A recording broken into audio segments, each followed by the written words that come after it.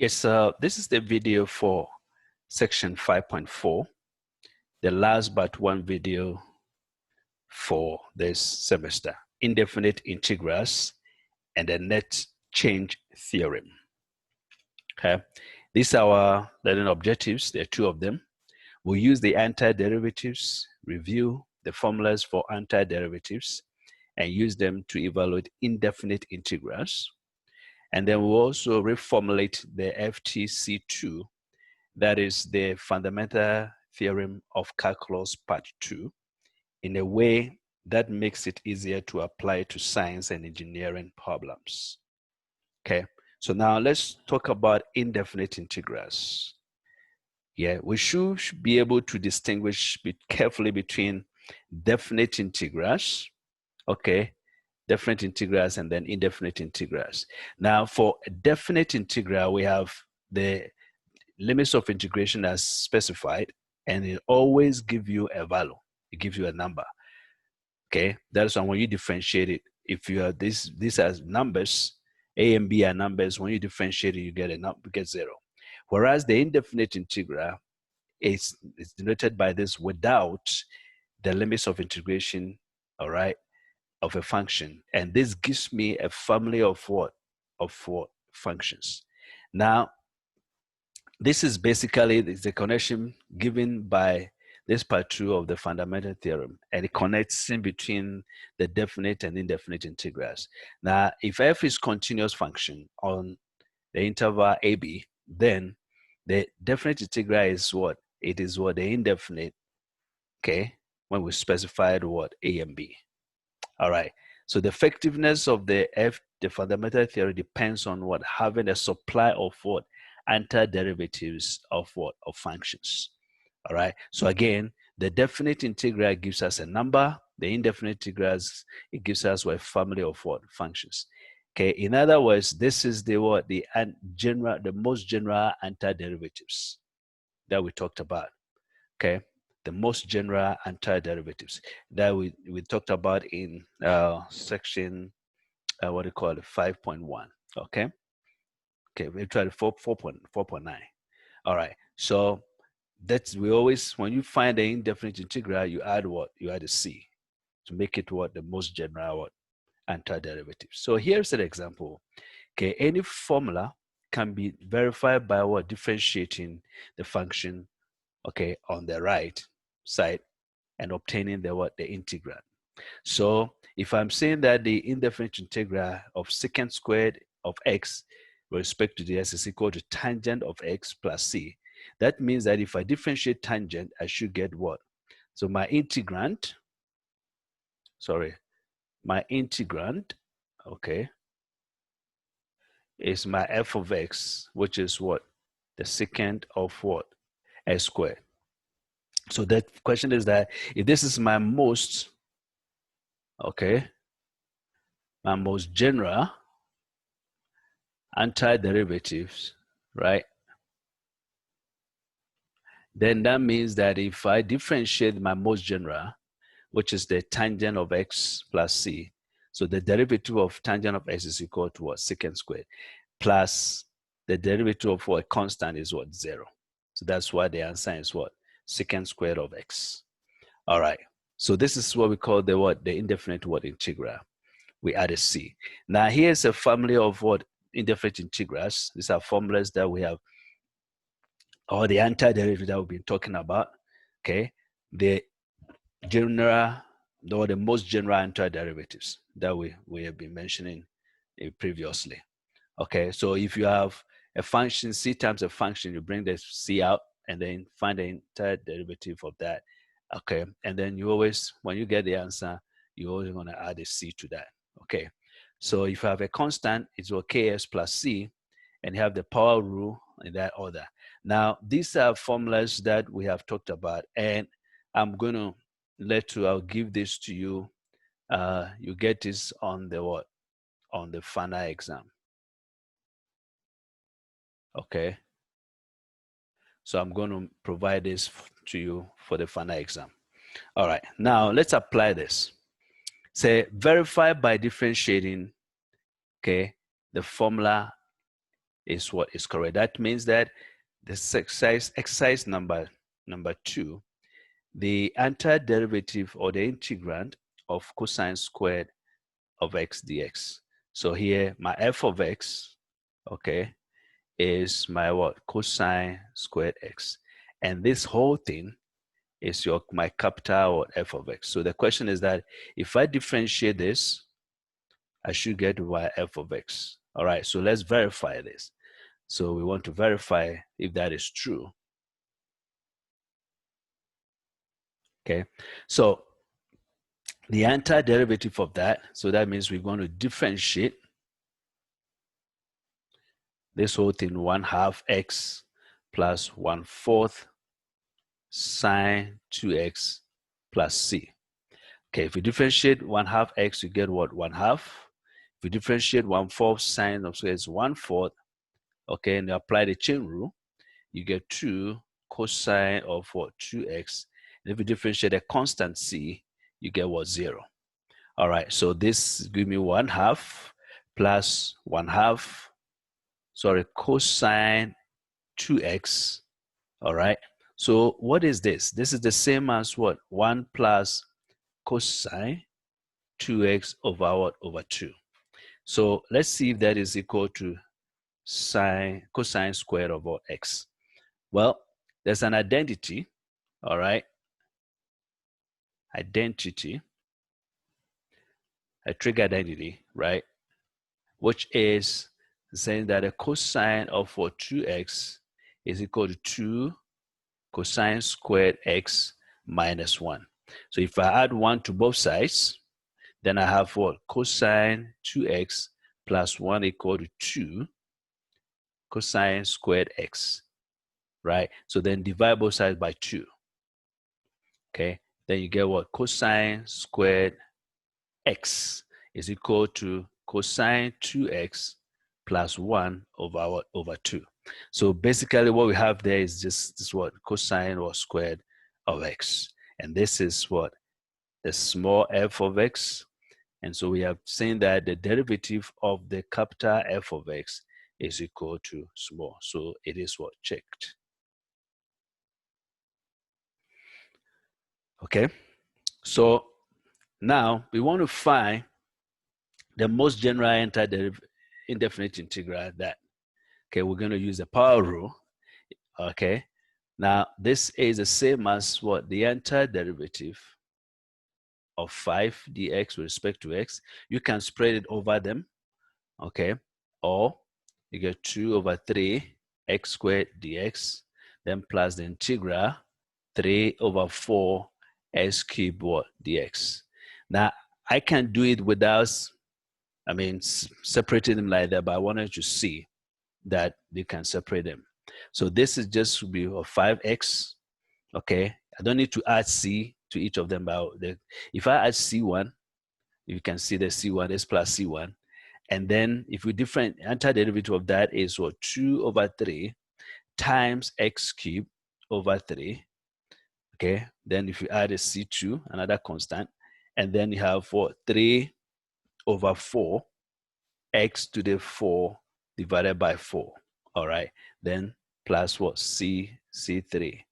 But this is equal to what? 5x plus 2 over 9 x cubed plus 3 over 16 x to the 4 plus c1 plus c2 plus c3. But all this is what? Is c. Okay, so that gives me 5x plus 2 over 9 x cubed plus 3 over what? 16 x to the 4 plus c, where the c, okay, is equal to c1 plus c2 plus c3, because these are all what? Constants. So you have a constant plus a constant is what? Is a constant. But I can do this without worrying about adding what? This each time. I would just use a c for everything. Or we can do this without distributing the indefinite integral over. Okay, the integral over. So I have the indefinite integral 5 plus 2 over 3 x squared plus 3 over 4 x cubed, okay, dx. Now, this is the same as what? If I antiderivative of 5 is 5x, it is 1 over 1.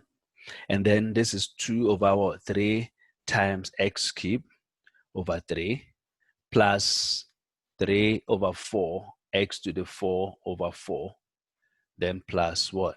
When we add a constant c.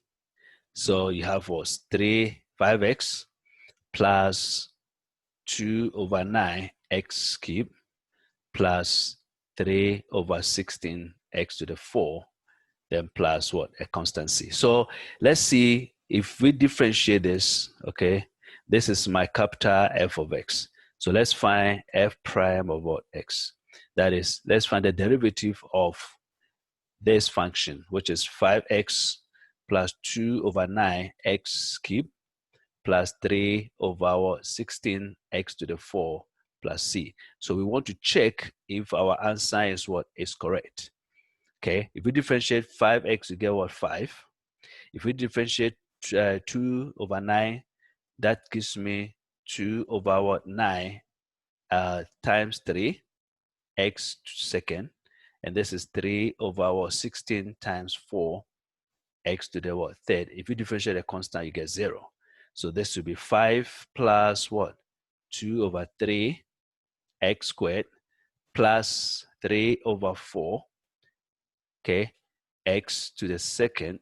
That's to the, this is fourth actually. No, we have differentiated it as 3. So that is what? 3, and then that's 0. So you see that this is equal to your integrand, which is a small f of x, as we have checked. Okay, this is equal to what we have right there. All right. So here's another example. All right.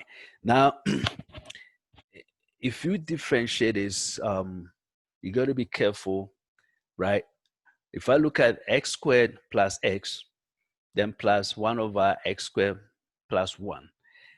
If I look at this carefully, I know that there's an antiderivative of that, which I know from the formula that I showed you, which I said I was going to provide it on the exam. Okay. But this one, you got to consider them separately. So what you have to do is that we're going to write an indefinite integral. It will be x squared plus 1, okay, dx, then plus the indefinite integral 1 over what? X squared plus 1, and then dx. Okay, so as you can see, if you find an antiderivative of what? X squared is what? 1 over 3 x cubed, and the antiderivative of 1, it is what? It is x.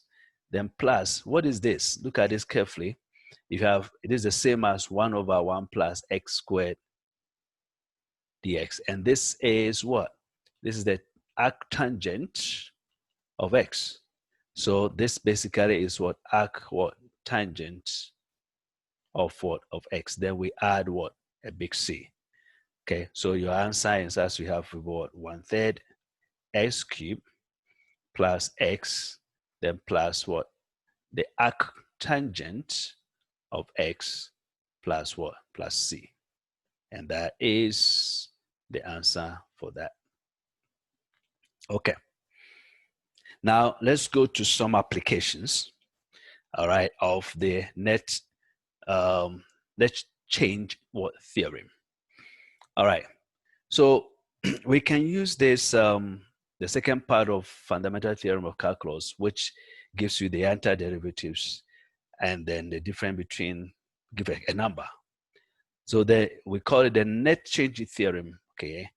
It is a rate of change. The integral of a rate of change is a net change, okay? The integral of a rate of change is a net change. So it's like the rate of the integral of velocity is what? Displacement.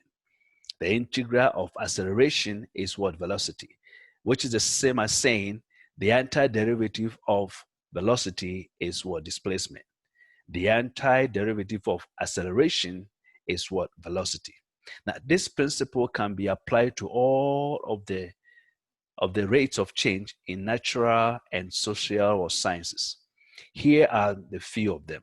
So if V of t is the volume of water in a reservoir at time t, then its derivative is the rate at which water flows into the reservoir at time t. So in other words, if I find the integral of what?